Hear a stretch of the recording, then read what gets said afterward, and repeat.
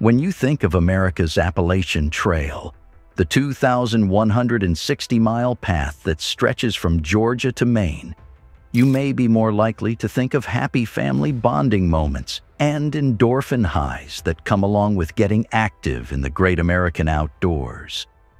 But did you know that there is a darker side to the famed trail? The Appalachian Trail has actually been the site of numerous murders and other gruesome deaths over the years. Although you are still more likely to run into problems on the trail because of inclement weather or slipping and falling, violent crime on the trails is not an uncommon occurrence.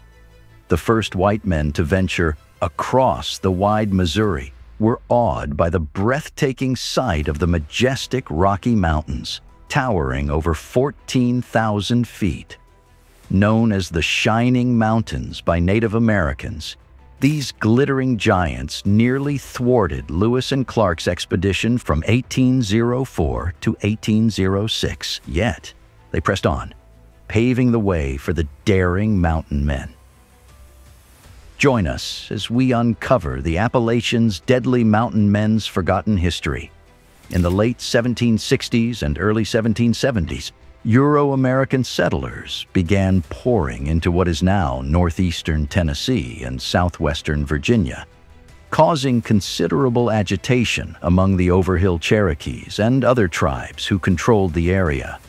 The Treaty of Lochaber, signed in 1770 between the British and the Cherokee, moved the boundary of British territory south to Long Island of the Holston.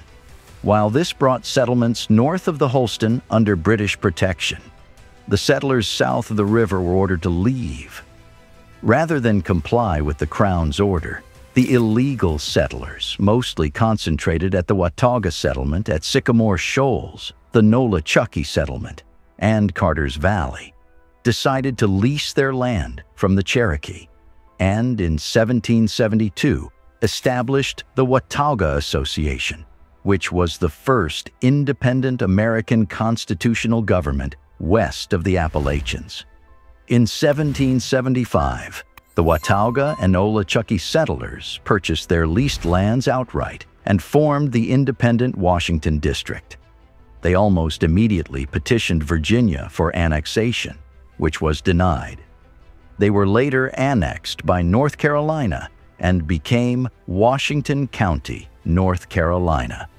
The Crown and the colonial governments, especially Virginia, considered the land purchases illegal and ordered the settlers to leave what they considered to be Cherokee lands. Also, some factions of the Cherokee became agitated when these settlements began expanding rapidly, and tribal chiefs amiable to the settlers fell out of favor. A young Cherokee chief, Dragging Canoe, who had been opposed to the sale of tribal lands, called for the violent removal of all European settlers west of the mountains. He led an estimated 1,000 followers, eventually referred to as the Chickamauga, away from the American settlements and carried on an armed struggle against the new country for almost 20 more years after the failed Cherokee attacks against the Over-Mountain settlements in the summer of 1776. At the outbreak of the American Revolution in 1776, the Over-Mountain settlers, most of whom were Whigs opposed to the monarchy, began preparing for invasion. The signing of the Watauga Petition and its acceptance by North Carolina annexing the Washington District to that colony added further impetus to the Cherokee, who were also being by the British, to push the American frontiersmen out of the Over-Mountain settlements. The invasion came in July of that year. While settlers were chased out of Carter's Valley and the Nolichucky settlements, the Cherokee were defeated at Eaton Station on July 20 and at Fort Watauga on July 21, and eventually retreated from the area.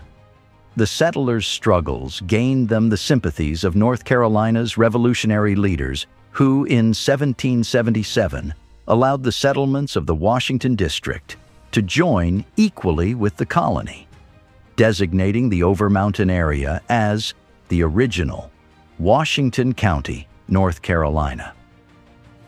The Overmountain men took part in numerous operations against British Loyalists and the British-aligned Cherokee and Shawnee all along the Appalachian frontier. 20 Wataugans helped defend the Boonesboro and Harrodsburg settlements from Shawnee attacks in 1778.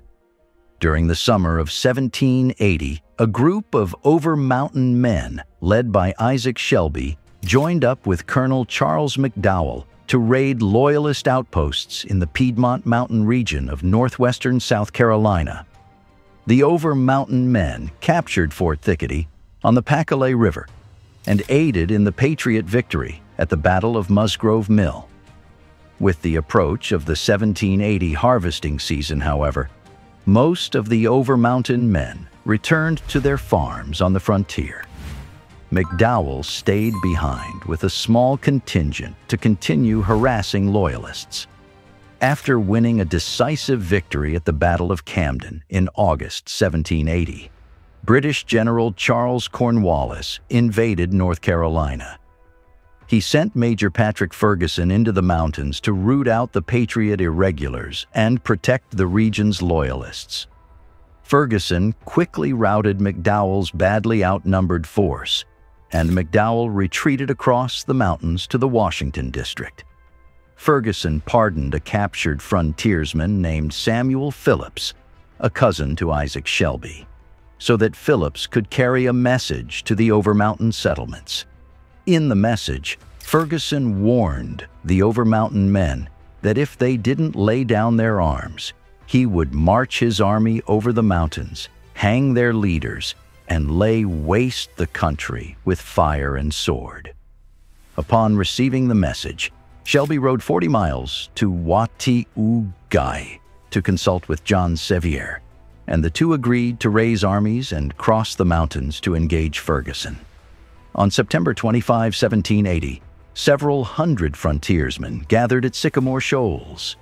The lead had been mined at nearby Bumpass Cove for ammunition. Sullivan County merchant John Adair volunteered funds for the expedition, and women prepared clothing and food for the long march. Black powder for the expedition was manufactured by Mary Patton at the Patton Mill along the nearby Powder Branch. The assembled force consisted of 240 men, led by Sevier from Washington County, North Carolina, and the other counties of the Washington District. 240 from Sullivan County, led by Shelby, and 400 from southwestern Virginia, led by Colonel William Campbell. This main body planned to meet up with the remnants of McDowell's army in the mountains, bringing the total number to just over 1,000. Home guards were left at Holston and Watauga under Anthony Bledsoe and Charles Robertson, respectively. Campbell and his company of 400 Virginians gathered in Abingdon on lands owned by Captain Andrew Colville, now known as the Abingdon Muster Grounds, on the banks of Wolf Creek on September 23, 1780, and began the first leg of the march to meet up with a group of Tennesseans at Rocky Mount on September 24. They arrived at Sycamore Shoals on the 25th. On September 26, after a fiery sermon by Reverend Samuel Doak, the Overmountain men began their long trek over the Blue Ridge, marching from Sycamore Shoals to Shelving Rock at the base of Roan Mountain, where they camped for the night. After crossing the mountain at Yellow Mountain Gap, they followed a well-worn path up the North Toe River Valley to Bright Settlement. On September 29, the force split up at Gillespie Gap, with Campbell's contingent descending to Wofford's Fort in Turkey Cove and Sevier, and Shelby's forces descending to North Cove to link up with McDowell. The force reunited the following day and spent the night at the McDowell family plantation at Quaker Meadows, where they were joined by a 300-man contingent under Benjamin Cleveland and Joseph Winston. While camped atop Bedford's Hill on October 1, the force's leaders bickered over who had full command. Charles McDowell was dispatched to the headquarters of General Horatio Gates to request he name a permanent commander. McDowell left his unit under the command of his brother, Joseph McDowell. On October 4, the Over-Mountain men reached Ferguson's base at Gilberttown, although Ferguson had evacuated eastward toward Charlotte to be closer to the main British Army.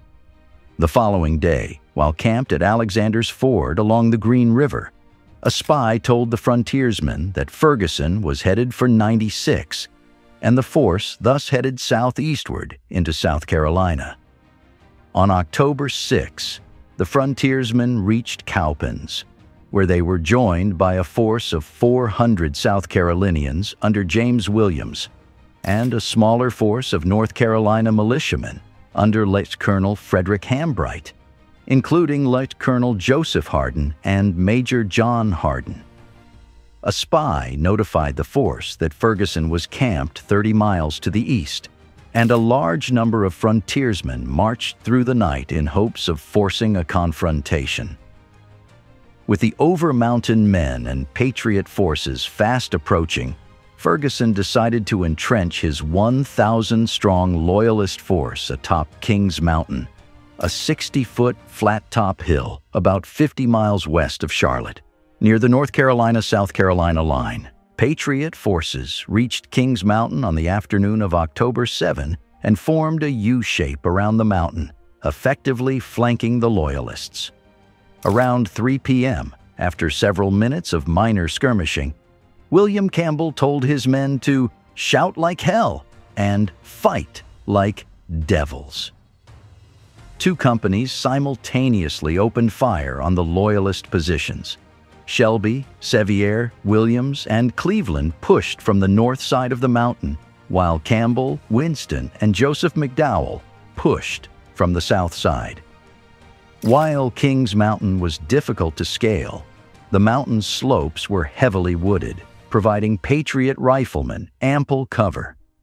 Both Campbell and Shelby twice attempted to charge up the mountain, but were driven back by Loyalist rifle fire. After about an hour, however, the frontier sharpshooters had taken a devastating toll on the Loyalists' ranks, and Campbell and Shelby managed to reach the summit. Ferguson was killed by sharpshooters, and the remaining Loyalists surrendered. Loyalist casualties included 157 killed, 163 so severely wounded they were left on the field, and 698 captured. Patriot casualties were 28 killed and 62 wounded. Among the Patriot dead was South Carolina militia leader James Williams. John Sevier's brother, Robert, was also mortally wounded. The Loyalist prisoners were marched toward the mountains, pausing in northern Rutherford County, where several were put on trial for atrocities allegedly committed on the frontier, and 9 were hanged, including Colonel Ambrose Mills. His western flank now exposed, Cornwallis abandoned his invasion of North Carolina and fell back to Winnsboro, South Carolina. After the victory, Sevier dispatched Joseph Grier to Philadelphia to deliver news of the victory to the Continental Congress. Most of the Over-Mountain men returned to the Washington District, where in subsequent months, John Sevier, Joseph Hardin, and Arthur Campbell, brother of William, led an expedition against the Cherokee to secure the frontier further. William Campbell returned to South Carolina in 1781 to aid Daniel Morgan's Continentals against another British incursion into the region, but arrived the day after Morgan's decisive victory at Cowpens. In later years, Sevier and Shelby played important roles in the establishment of Tennessee and Kentucky, respectively. Other influential Over-Mountain men included John Crockett, father of Davy Crockett, William Lenoir, Joseph Dixon, Daniel Smith, William Russell, and John Rhea, all of whom were at Kings Mountain, and Anthony Bledsoe, who commanded the home guard for the Holston settlement while the main force was away. In 1980, Congress appropriated funds for the establishment of the Over-Mountain Victory National Historic Trail, which follows the original marching route of the Over-Mountain Men between the mustering grounds at Sycamore Shoals State Historic Park and the battle site at Kings Mountain National Military Park, and includes several branch trails in Virginia and North Carolina. To the Easterners reading in the popular press, the lives of the mountain men seemed like a fairy tale of romance, adventure, and freedom. They may have been cleaned up, their stories bowdlerized, their attitude towards Indians and grizzly bears prettified, their exploits exaggerated, and their lives mythologized, all out of proportion. In reality, it was not so, as it was a dangerous time to be in.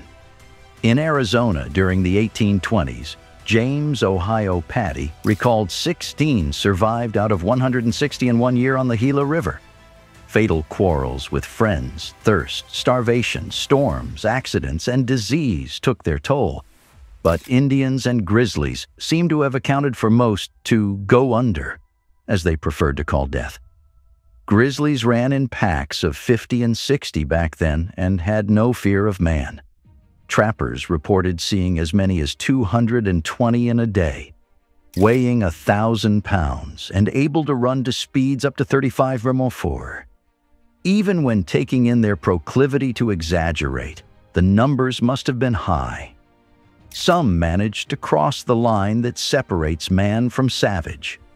One such man was Charlie Gardner, nicknamed Phil, because he hailed from the city of brotherly love. One season, he went trapping in the mountains with an Indian companion. There was a violent storm, and the two were given up for dead. A few days later, Phil rode into camp alone. He got down off his horse, pulled a part of a human leg out of his pack, and tossed it to the dogs, saying, "There, damn you! I won't have to gnaw on you anymore." Thereafter, his friends called him Cannibal Phil. It was said that sometime later he spent another rugged winter in the mountains. This time, the object of his culinary work was his Indian wife. In this land of plenty, food was almost an obsession. A hungry trapper might gorge himself with 4 or 5 pounds of meat at a sitting, not knowing when his next meal was coming. Crossing the hostile desert might reduce him to eating ants or crickets. Some reported making stew out of their mule's ears or soaking their moccasins until they were soft enough to chew on. It's not surprising that when he did find the game plentiful, a feast was held, and he ate until his meat bag, or stomach, was filled. In recent times, the beautiful Appalachian Trail has also proven to be deadly. Since 1974, there have been 11 Appalachian Trail murders. The most recent occurred in 2011 when a hiker from Indiana named Scott Lilly died from asphyxia by suffocation in an apparent homicide. The murder remains unsolved to this day. 3 years earlier, a terrifying repeat of an earlier hiking homicide was attempted by Randall Lee Smith, who had served 15 years in prison for the attempted murder of 2 hikers in 1981. In 2008, Smith shot 2 fishermen on the trail with the intent to kill them. Luckily, the pair survived. Smith's earlier victims, Robert Mountford Jr. and Laura Susan Ramsey, were both 27 years old and social workers from Maine. Mountford was shot and Ramsey was beaten and stabbed. Due to lack of evidence, Smith only served half of his 30-year sentence and, tragically, went on to strike against hikers again. Being an experienced hiker is no bulwark against confronting your mortality on the trail. In 2001, an extremely seasoned hiker named Louise Chaput was found stabbed to death in the White Mountains section of the trail in New Hampshire. In 1996, hikers Julie Williams and Lolly Wienans were found with their throats cut in the Shenandoah National Park area of the trail in Virginia. One of the most tragic cases on the trail involved the case of Rebecca White and Claudia Brenner. The couple was having sex on the trail in 1988 when a man named Stephen Roy Carr shot at them. Carr later said at his trial that he had been enraged at the sight of two women having sex. White died from her injuries, and Carr was sentenced to life without parole. Regardless of what happened, the Mountain Men have left an indelible mark on American and world history. Alone or in small groups, they ventured across wide Missouri into the trackless Rockies, marking trails that would one day soon guide pioneers in covered wagons to Oregon and California. Today, they are followed by transcontinental railroads and freeways. These mountain men and their contemporaries were the embodiment of the free spirit and independence that made this country exceptional. They were the rebels against the restraints of society and chose to live their lives in the vast unknown, where death comes at any moment in a variety of ways. Many returned to civilization, only partially, to serve as guides for the immigrant trains that came west in the 1840s and 1850s. Today's superhighways and railroads cross the mountains and deserts over their trails. It seems ironic that the men who sought sanctuary in the unexplored West would, in the final analysis, be the ones who led the society they despised into their final refuge. And with that, we wrap up today's episode. Thank you for joining us once again. We hope you enjoyed this video. Remember to hit the subscribe button and turn on the notification bell so you will be the first to see our new updates. See you in our next video.